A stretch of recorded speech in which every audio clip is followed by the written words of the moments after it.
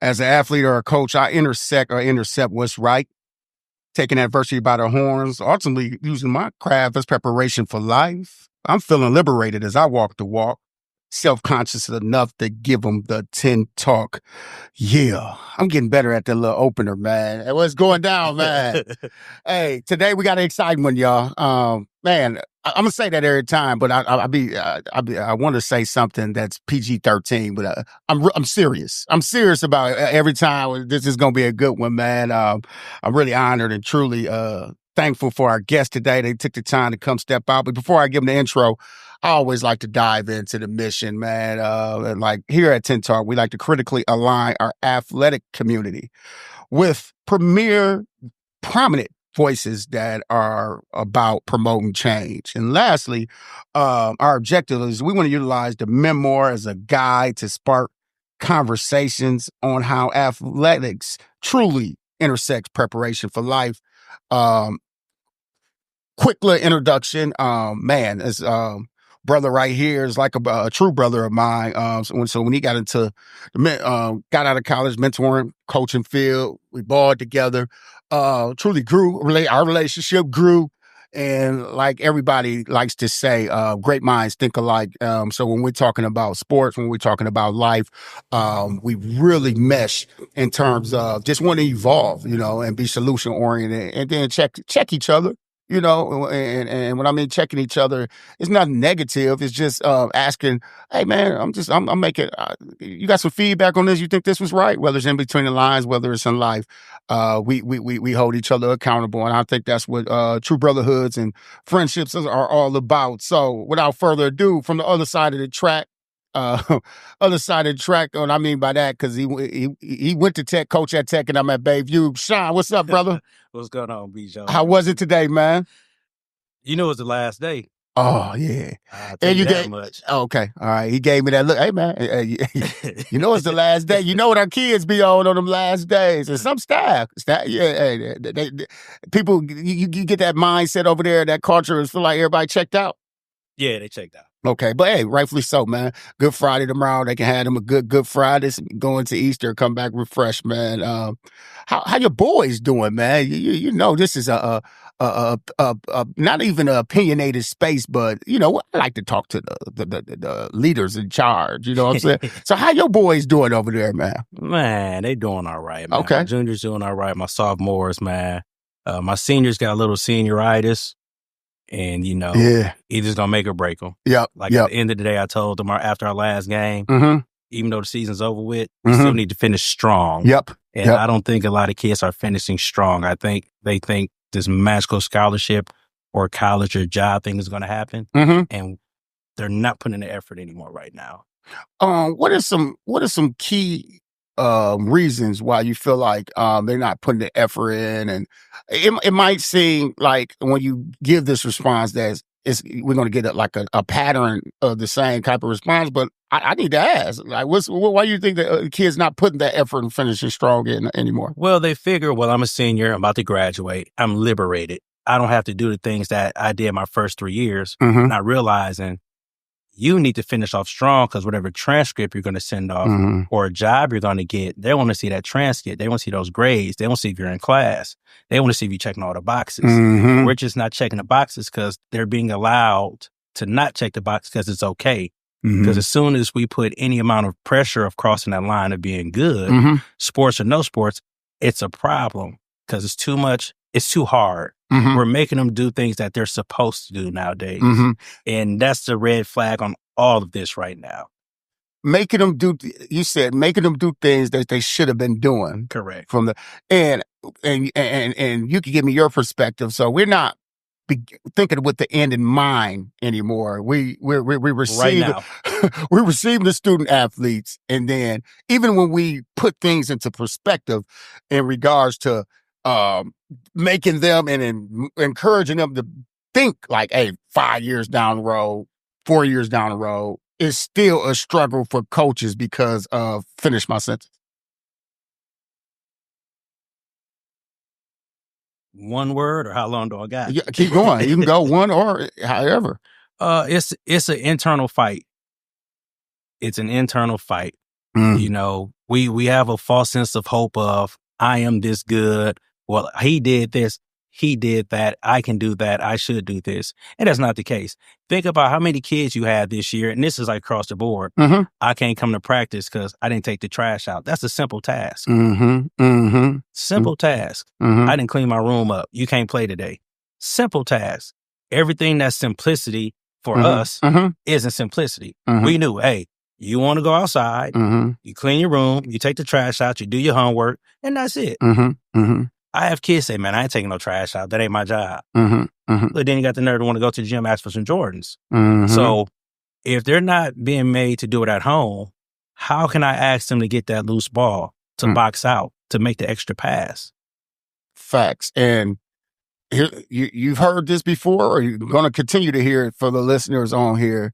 This, what Coach Sean is essentially saying, the soft skills aren't being brought to the table as leveraging points of this is what you need to do, no matter how good you are. Is that basically what you're saying? Pretty much. Unless you're 6'7", 40-something inch vertical, people will take a chance on you, but you can't be 5'8", not taking the trash out, not getting grades, but saying you're going to the NBA. Dude, you preaching right now, because as I'm thinking of like some of the 4 or 5. I'm not even thinking of the 5. Like, let's just think, just from this year's, crop who going to the draft. You got to think like, and I don't know Cooper Flag. I know of the Knipples. I'm just thinking of those two because those are the two hot topics right around here as far as like,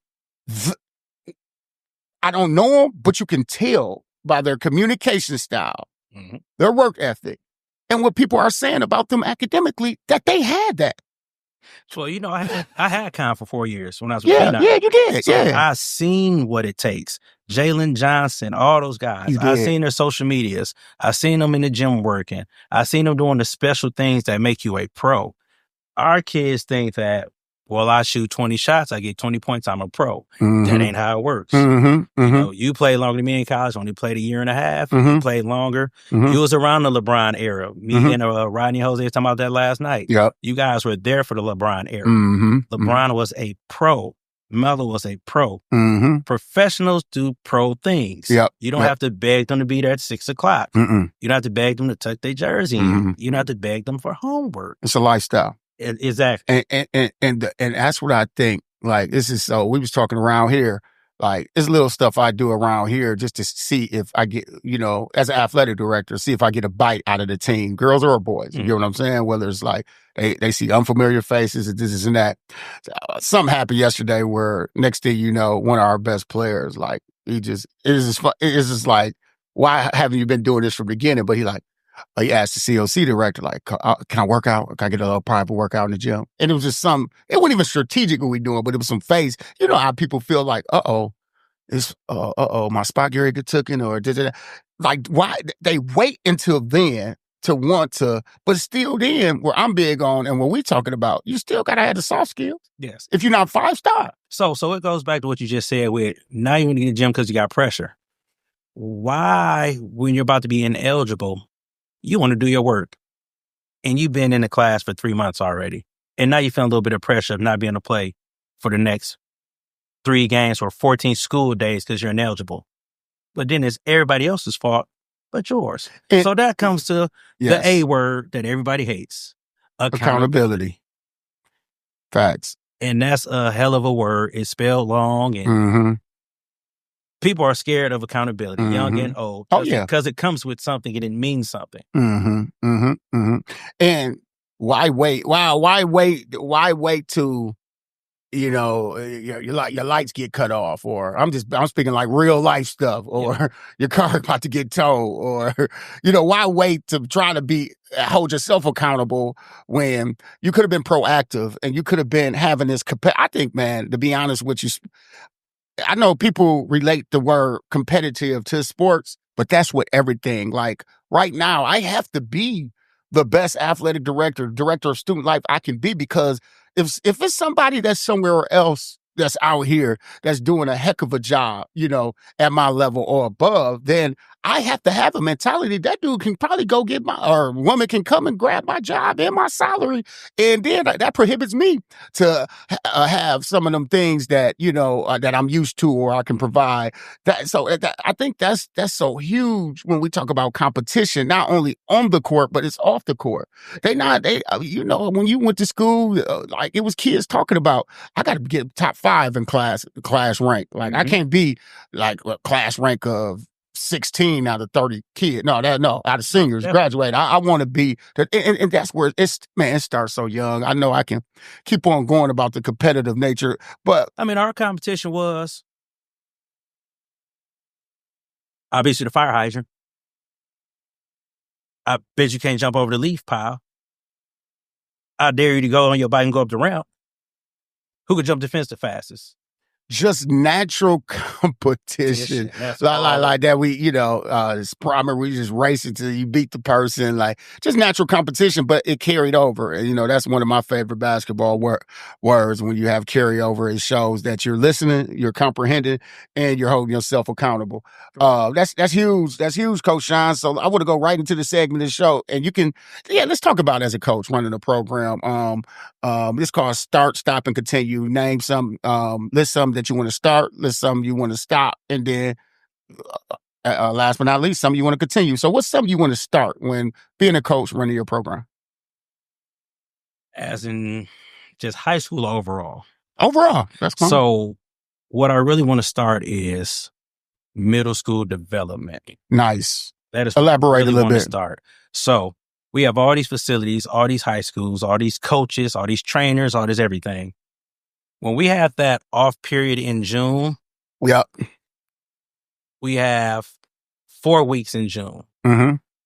It should be 1 week on the north side, mm-hmm. the second week is south side, the third week west side school, and then the fourth week at like a north or south side, whatever. Mm-hmm. And we need to rotate coaches. So for 4 hours, you get good high school skill development, training, and mental toughness, and how high school and varsity basketball is going to be. And then you rotate another set of coaches with another group of kids for the next day or the next 4 hours. And they get to see what a practice looks like, what a varsity practice is, what high school is, what's required. And then we have our so-called best players. They have to come down there and help develop and communicate and talk. Because we can't keep saying this kid is Division I, Division II, and a pro, and he can't even give a direction to a kid, or he doesn't have the conversation piece to explain something to a kid. And I think once we put them in that understanding of how it is to be a coach and a mentor, they'll say, oh, now I see what my coach, my mentor, or my dad, or my uncle was talking about with communicating and showing how to do something. So that cleans up our middle school stuff that way. But then it comes to, we have to be honest. A kid that say, hey, I'm going to King or Washington. I'm not here to persuade you to leave King or Washington. If that fits you, that fits you. But I'm here to make sure that you develop and you know what's going on. Because how many kids we have had, oh, he's good. When he goes to high school, he's going to be this kid we haven't heard of. Remember, I had a kid that was pretty good a couple years ago. Only played half a year with me. He transferred, hasn't played since. Yep, I remember. Man, that's a powerful start. I want to take you back in the memory bank a little bit. And I asked you, and it was pro bono. I was thankful to have this many trainers and coaches. I was running a camp. It was Rod Roberson. I think Rohi mixed with the Rebels. You remember we was at Nicolay? Yeah. You had a station. Coach B. Maddox, shouts out to him. He was at New Berlin West. He had a station. Shouts out to Pat Clary. He had Brookfield. He had a station. Kenny Boot. I brought the trainers in there. Kenny Boot. If I'm missing any other trainers, forgive me. It was a couple other trainers, but exactly what you just said. We brought the best trainers. Well, it didn't have to be the best. It's just willing to come and want to see some development from what you're talking about, the aspects you're talking about, growing and making your having accountability for your career. And I think that's a good start of what you said. But yeah, we did that. That was nice. We did an all-star game after that. That was around May, rest in peace. That was and it was none of us. We was all high school coaches, but our objective was just to get them better when we ran that camp/showcase. But that was around Mike Foster, Deontay Long, Lil Trey, that ended up going to Pies that was at Washington. So it was a player. Lil Don, Henry. Yeah, it was a good one. That was a good, but that's pretty much what you're saying. Yeah. Okay. All right. And those kids were tuned in. They wanted to be coached. They understood, it's boring, but boring gets you better. What they say, boring man gets paid. Yep. And all those guys has played at the high level. Absolutely. So thank you for that start. We'll definitely talk more about that. What's something you like, it's over with. I need to stop this. You funny for that. One thing that needs to stop right now, and it's okay to be confident and to self-advocate, but you don't need a pat on the back for everything that you do. Okay. Do it out of the love. Do it because you want to do it. Do it behind the scenes. Let it happen organic and naturally and let it grow, and people will find out on its own. It's too much right now. Well, I did this. I did that. He did this. He did. So what? It doesn't matter. The ultimate goal is the kids, is what I thought. Yeah. Yep. Adults, definitely from an adult's lens, it's a lot of, I would like to say, reflect. And don't get it twisted. Like me, every blue moon, especially for Bailey, she get to talking stuff. I'll pop a Bayview or Owens, or, I'll pop a, one of my career games. But nothing's wrong with that, because she needs to know. My thing is, we can be who we want to be now. And we're giving false information, wrong information to these kids. Yep. And that's not good. And that's... And everybody needs a reminder. But let's do it the correct way. Let's do it the right way. That's dangerous in a way too, though. Yes. You know what I'm saying? I mean, it's dangerous. So like, how do you coach a game, right? Your kid's locked in, and you got a guy in the crowd just... Man, take him one-on-one. They're in his zone. How can you take him one-on-one? You got to shoot more shots. You didn't see that he's 0 for 5, haven't gotten a free throw right now? Man, he need more shots, but he just had 8 straight turnovers. He got beat on 3 possessions. He gave up an N1 and got her big in foul trouble. What point of that are you guys missing? Oh, you guys only see the he don't shoot enough part. And that's the other problem. The crowd coaches. Yeah. Crowd coaches is something else, man. I don't think that ain't going nowhere no time soon, unfortunately. But I mean, at a level, you coach at a high level, and when you coach at that level, man, the type of level of ignorance, both ways, them being ignorant and how you got to ignore it, it has to be like, just, man, I can't even imagine right now. Because the thing about it is, even I don't care if it comes from, I mean. Yeah, it doesn't matter who it comes from. If you, the tell of the tape is, you can whisper something to your, or state some things in the crowd, do all that. But when it comes to like the cross section piece of like you're throwing deliverables and things on the fly for your team to do, then you got some people in the crowd that they love and respect and saying things that's such that's a horrific crash waiting to happen. And sometimes, like, I mean, you just got, I mean, you've entrusted this person to do a job, respect that person to do the job. That's what I'm not coming to your home and tell you how to raise your kids. Not at all. And how to run your household. Not at all. I'm not going to do that. But then also as a coach, I'm never going to say this guy or this woman can't coach. Yep. Because first of all, it takes time to do those things. And we all have families. So for someone to give your kid almost 7-8 months out of 12 to almost 7 o'clock at night, I respect that. Absolutely. It's like my daughter's 5th grade. She plays at Golda. I don't go to the games and sit there and you need to do this. And I said, baby, as long as you play hard and have fun, that's all I care about. Man, that's it. That's it. I don't care if you miss a shot. I don't care if you double. We'll get there when it's time, but have fun and play hard and compete. That's it. That's it. It's an experience. You don't want to ruin the experience. And I think that's what unfortunately, a lot of these kids get, they're getting their experience ruined because of a lot of the distractions and a lot of the, the crowd coaches, and they just not having, they don't get that luxury of just being like a noble student athlete, a ambassador of the school with some leadership skills. That's not being looked at. What's being looked at is the individual accomplishments or lack thereof. And I always tell somebody it's plenty of individual sports. You want to go bowl, you want to go play singles and tennis, Yeah. You want to go do that, go do that. But it's a team sport. And fortunately, we're going to teach you how to be not only a leader, but also get some good reps of being a team player, because in every job, unless it's you're an entrepreneur, and we know how hard that is, Yes. you're going to need a team. Well, I think it goes back to the leadership concept. It's not cool to lead. No more. That's the problem. That's facts. 10 talk. That's facts. It's not cool to lead. Facts. But then you have people in the league that's not doing leadership thing. You're not first in practice. You're last in the locker room. You're not competing with grades. So you want to lead 11 other young men, and you're not even first in line drills. Yeah. You're not even the first one to come out the gym. That's 10 talk. You're not even the first one to take accountability and say, hey, my huge. fault. Yeah. So this generation will never lead, because if you do lead, you a square. Look at Dog, the coach's pet, the teacher's pet, because he trying to lead and stuff. Look at Dog, lead himself. Come on, man. Yeah. I know. So that's it. That's the thing with them, is the leadership part is so hard because of their peers. Because they run from the leadership of, well, coach, don't nobody believe me, no way. But what have you done to show leadership? There you go. That's all it is. So what's something you want to continue?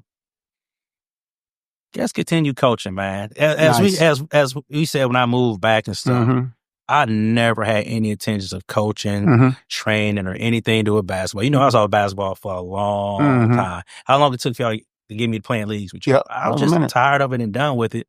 But I guess it's a blessing in disguise. So rebuilding that program that was only winning 4 games to where we at now, to coaching some NBA guys in AAU that were, don't get me wrong, they were already good.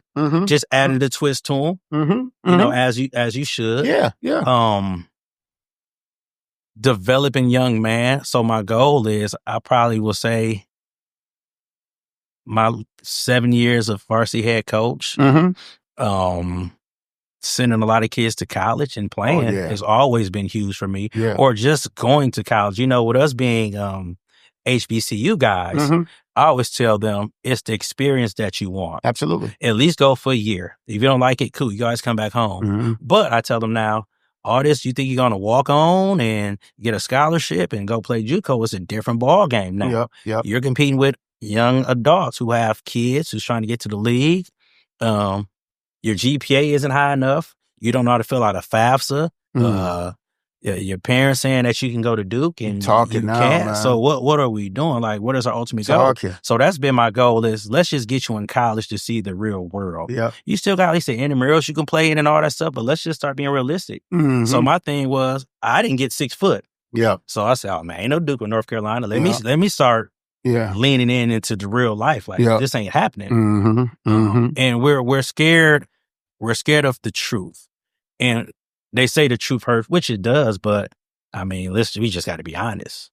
So, just to keep coaching, like, I've turned down 3 college jobs within the last 7 years. Which I mean, I talk to you every day, so I confide in with you guys and things like that.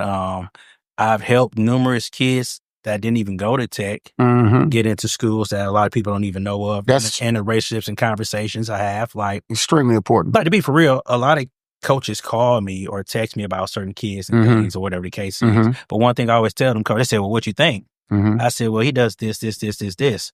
Well, how's his character? This. And I said, now that's one thing I'm not going to tell you. So what I tell the coach is, call this coach, or better yet, call the kid. Talk to them first, and then come back and talk to me and see if you get a sign, a signal, or okay. Like Terrence McGee called me last night about 2 kids. Hey, what you think? One of the kids is in Racine. I said, hey, we played him 3 times. I'm gonna send you the film of us playing him, and then you let me know what you think first, and we got a conversation. And then that was it. Nice. You know, you get some people who bash kids and bash programs, never gonna do that. Because at the end of the day, whatever you do at your program is you. Whatever you do at your program is you. That's your program. I just know what I do over here. I know that for the last 5 years, we had a team GPA of 3.2 or higher on all levels. I've never lost any kid to an eligibility since I've been here.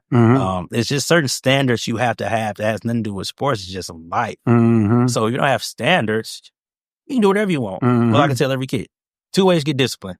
Either I can give it to you, or MSDF and the people down there can tell you what you can do every day. When to get up, when to pee, when to use the bathroom, when to go have a rec. Yep. You decide. And then my last gripe with that is, with the coaching thing is, we send our kids to these suburban schools and to these other coaches. And when we don't get the results we want, we get upset and mad. But if it's a black coach or whatever the case is, when something goes right is, well, guys don't know what they're doing. They need to be fired. So so in this coaching thing, as you know, that makes me want to keep coaching, to keep proving people wrong. Yeah. Yes, us young black coaches do know what we're doing. We do know what we're doing. We do know how to do it. We do have the connection and communications. But then our kind always run to the other side and it comes back when it doesn't go right. And you saying it's worth it. The fight is worth it if I'm doing things right over here. Obviously you are.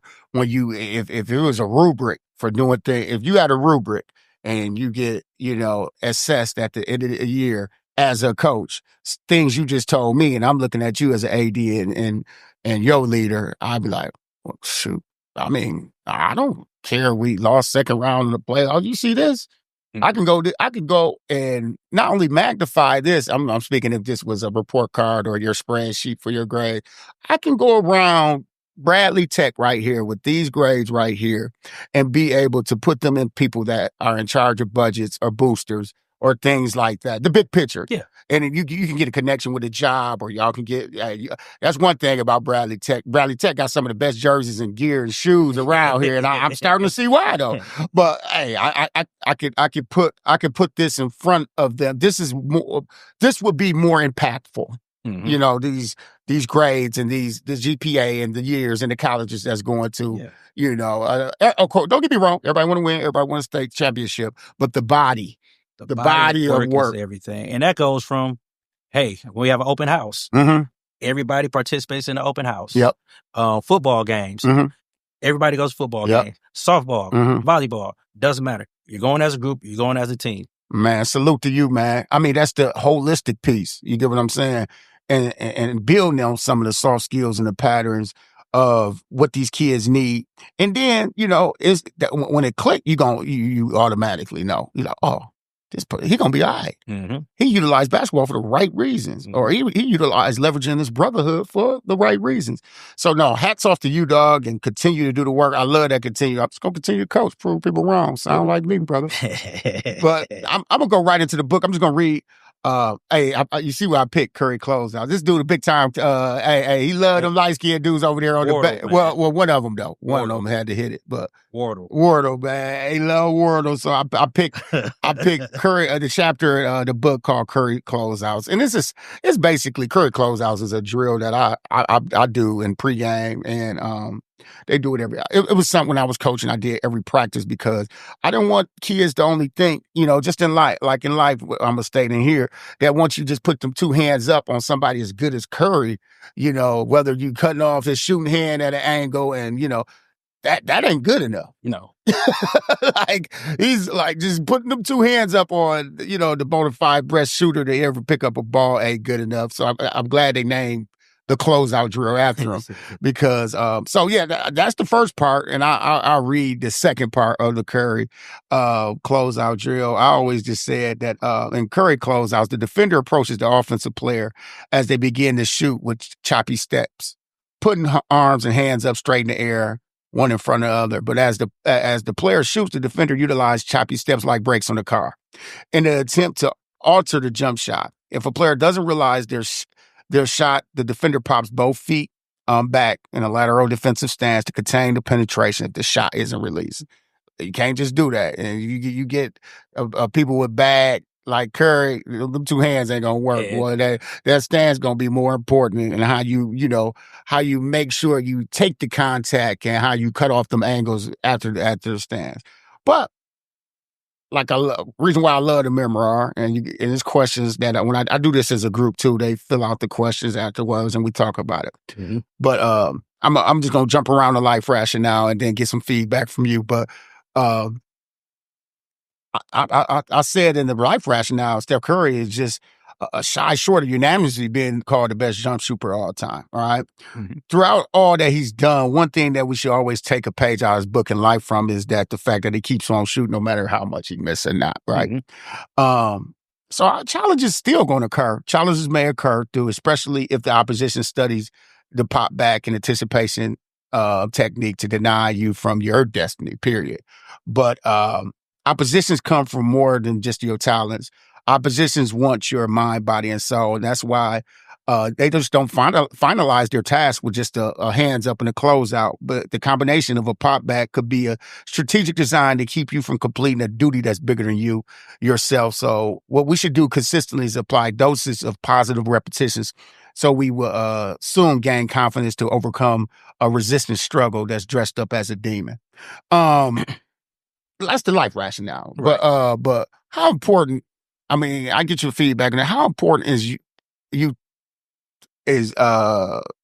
you think paying attention to detail and teaching technique, how's important to you in the Bradley Tech program?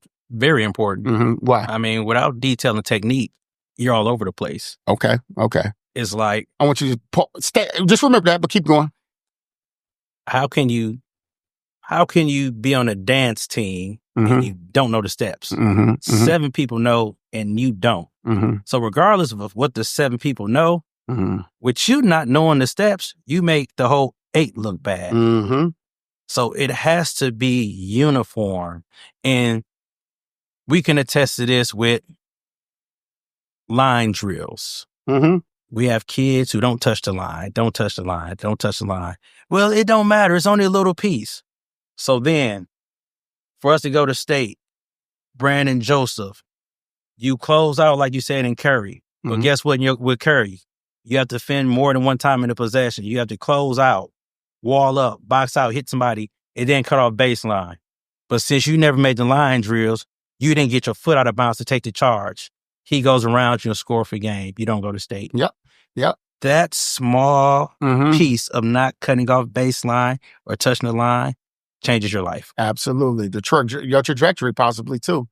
And you stated something like the importance it's important to teach skill and be really detail specific because you in your words, you all over the place. How important is that when that ball stop bouncing?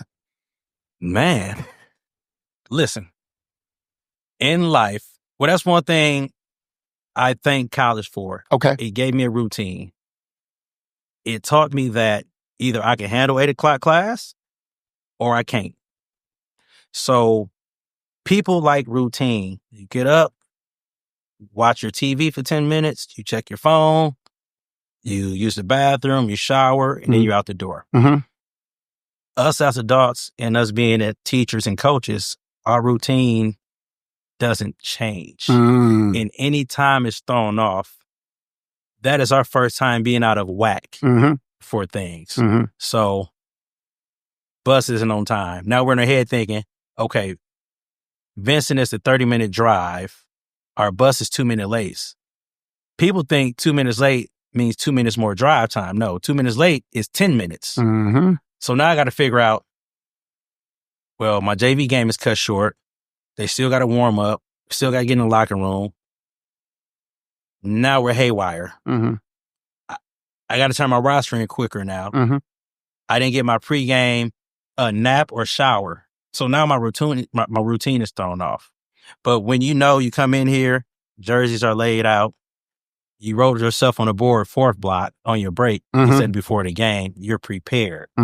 So when I go into a job interview, I know what to look for. I'm prepared. I know how to answer it without saying, you know what I'm saying, bro?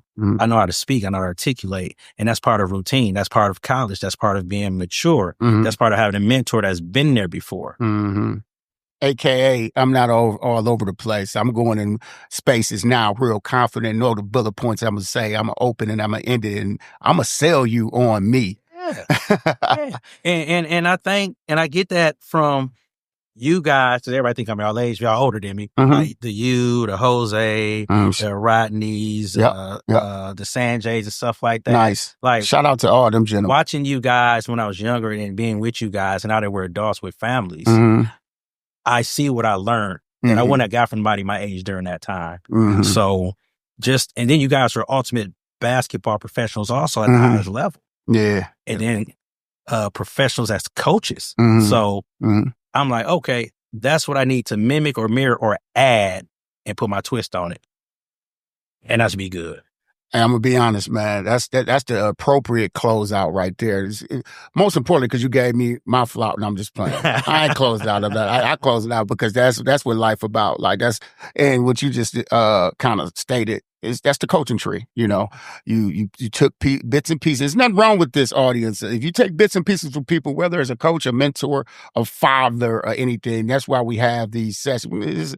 Trust me, I don't get that many views on these. It's for the people who want to listen, who want to get something out of it, who want to be a well-rounded individual at the end of the day. That's why we give you we utilize basketball as a tool for preparation for life. Appreciate it, man, Coach, man. Coming on, man. This was a good one, man. It will be up soon. Just share, like, and subscribe it. And that's why as a coach or an athlete, I intercept what's right. Taking adversity by the horns, utilizing my craft as preparation for life. Feeling liberated as I walk the walk. Self-conscious enough to give them the 10 talk. This episode 5 right here, brother, man. It's been a pleasure, man. Thanks a lot, man. Bars. Love, bro. Love, man.